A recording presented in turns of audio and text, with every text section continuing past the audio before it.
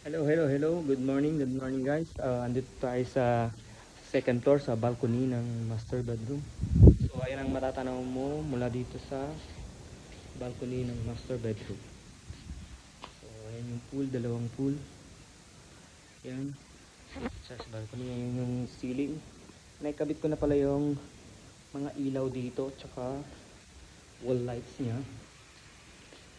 Etong nasa baba is sa parking area. Pasok tayo sa master's bedroom.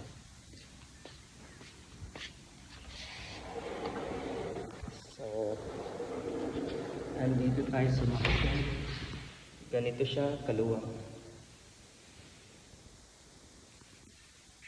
Yan. So, yung mga ilaw, naikabit ko na yan. So, hindi ko siya na-i-video noon. Tapos, isasabay ko na lang yung shadow light.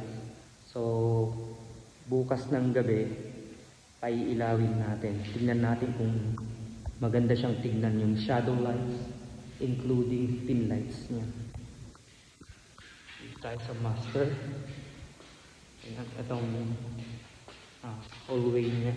So, ito yung CR niya. Medyo masikip. Yan. Ganyan siya kasikip.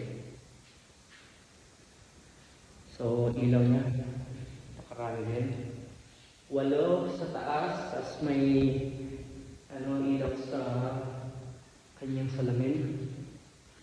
And then, punta tayo sa isang room. So, ito yung isang room. Kita niyo naman, ayun yung pinto. Ito ako. Hanggang kataas yung mga pinto. So dito, nagpipinis na sila ng wall. Ayan, kulay na yung wall. So, nagkapit na din yung mga ilaw natin. Saka, ikakabit ko din yung niyan, strip lights, shadow lights. So, ito yung bathroom niya. So, yung bathroom niya is rose gold yung mga niya, kakabit na mga sa faucet, shower. Ayan. Ito sa bidet. Ito the bidet. Rose gold. Ito yung shower. Diba? Sana all. So, labas tayo guys. So, ang pinaka ko dito is tomorrow night we'll testing the lights.